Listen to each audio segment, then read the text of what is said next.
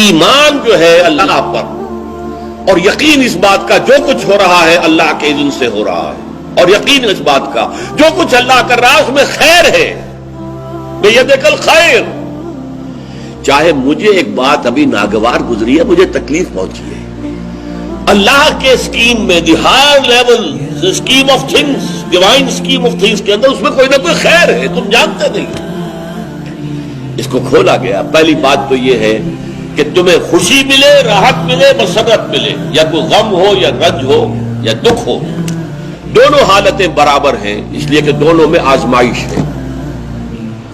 کبھی وہ دے کر آزماتا ہے، کبھی چھین کر آزماتا ہے۔ دے کر آزماتا ہے، شکر کرتا ہے کہ نہیں، چھین کر آزماتا ہے، صبر کرتا ہے یا نہیں۔ عارف جو انسان ہوگا، اللہ کو پہچاننے اور جاننے والا، وہ چٹان کے مانند ہوگا۔ ہوا ادھر سے آئے یا ادھر سے آئے اسے کچھ نہیں کہے گا، اچھی بات آئے بری آئے کوئی پرواہ نہیں، اسے اللہ کی طرف سے۔ ما اصاب من مصیبت فی الارض ولا فی انفسکم الا فی کتاب من قبل ان نبرأها۔ یہ مضمون بڑی تفصیل سے پڑھ چکے ہیں سورۃ تغابن میں۔ وہاں فرمایا تھا دوسرے رکوع کی پہلی آیت، ما اصاب من مصیبت الا باذن اللہ، کوئی مصیبت، کوئی تکلیف، کوئی پڑھنے والی نہیں پڑتی مگر اللہ کے اذن سے۔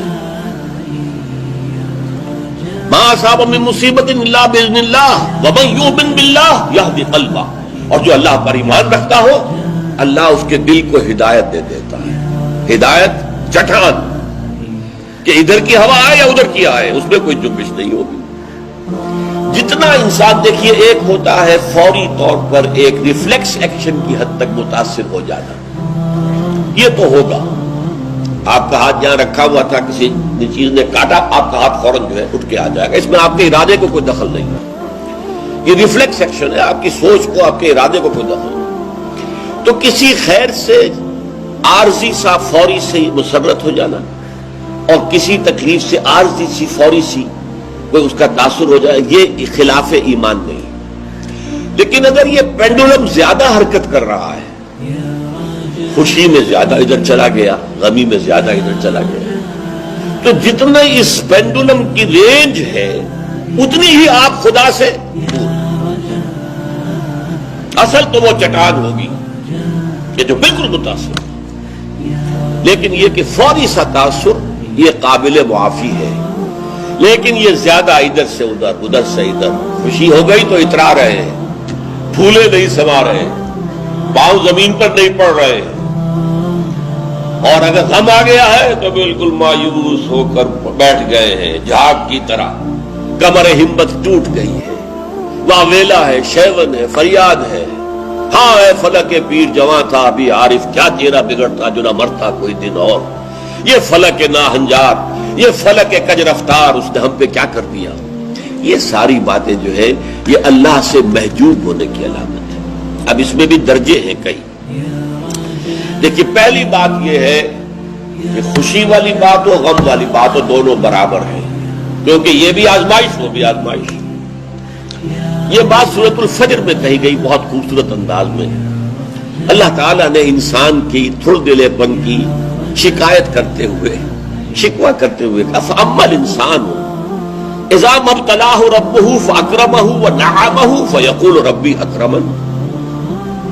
اس انسان کا حال عجیب ہے، جب اس کا رب اسے آزماتا ہے اور عزت دیتا ہے، نعمتیں دیتا ہے، تو کہتا ہے میرے رب نے مجھے بڑی عزت دے دی۔ وَأَمَّا إِذَا مَا ابْتَلَاهُ فَقَدَرَ عَلَيْهِ رِزْقَهُ، اور جب اللہ آزماتا ہے اسے اور اس کی روزی تنگ کر دیتا ہے، فَيَقُولُ رَبِّي أَهَانَنِ، یہ کہتا ہے رب نے مجھے ذلیل کر دیا۔ کلا، ہرگز نہیں۔ اب یہاں دیکھیے، سوچئے اس نے کیا غلط بات کہی۔ عزت دی تو اللہ نے دی، اور ذلت آئی تو اللہ کی طرف منسوب کر رہا۔ اس نے کسی بت، کسی دیوی، کسی دیوتا کا ذکر تو نہیں کیا نا، وہ مشرک تو نہیں ہے، پھر کیوں اس پہ تنقید کیوں ہو رہی ہے؟ فَأَمَّا الْإِنسَانُ إِذَا مَا ابْتَلَاهُ رَبُّهُ فَأَكْرَمَهُ وَنَعَمَهُ فَيَقُولُ رَبِّي أَكْرَمَنِ وَأَمَّا إِذَا مَا ابْتَلَاهُ فَقَدَرَ عَلَيْهِ رِزْقَهُ فَيَقُولُ رَبِّي أَهَانَنِ۔ کلا، کیا مطلب؟ یہ دونوں ابتلاءات ہیں، وہ بھی ابتلا ہے، یہ بھی ابتلا ہے۔ وہ چھین کر بھی آزما